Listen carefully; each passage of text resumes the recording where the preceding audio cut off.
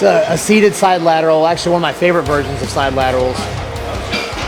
There's a few ways you can do this depending on what hurts or doesn't hurt your shoulder. Some people always keep your feet together. That's the one I like. Dumbbells under you.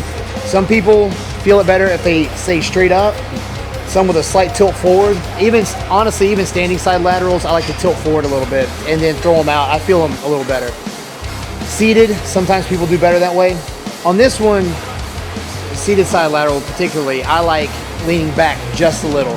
So I'll either set the incline bench back one notch, or I actually, in this gym, this particular seat is my favorite for this exercise.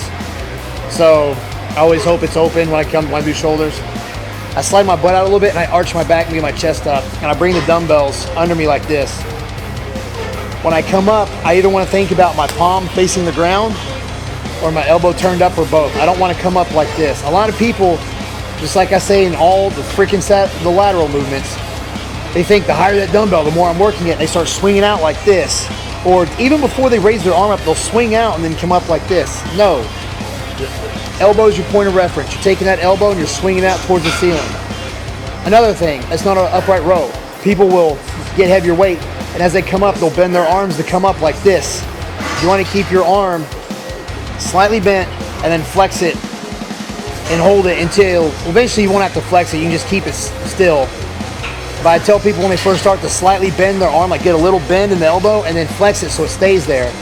Push your shoulders down so you don't use your traps, and then swing out from your body. And I usually have my pinky slightly tilted towards the ceiling so my elbows will stay up, because I don't want to be like this. And I'll come down and I'll come up like this, and just, you have to think about swinging the dumbbell towards the walls like you're trying to make a T with your body. You're not trying to bring it up, not trying to row it, you're not trying to raise the dumbbell up. On these, I like to come up and hold and then come down real slow, do real controlled movement. And being in this seat like this, I don't get a lot of swinging involved. I'll demonstrate.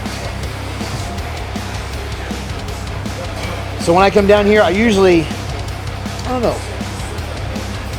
have the dumbbells turned in a little bit so that I'm already training my elbows to stay outward so that I come up the right way. If that makes sense.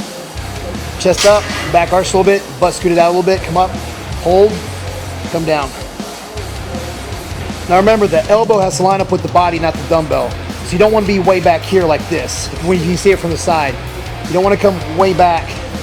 The dumbbell is going to be in front of your body here a little bit when you do it, or just in front of your body. It may not be out that far. But come up just like that. The elbow lined up with the shoulder as best as possible. Not everybody, some people have it a little bit forward. As long as they feel it in their side delts, that's really all that matters. But that's what you want to think about when you're doing it. Come down, hold, keep your feet planted in the ground, just like that.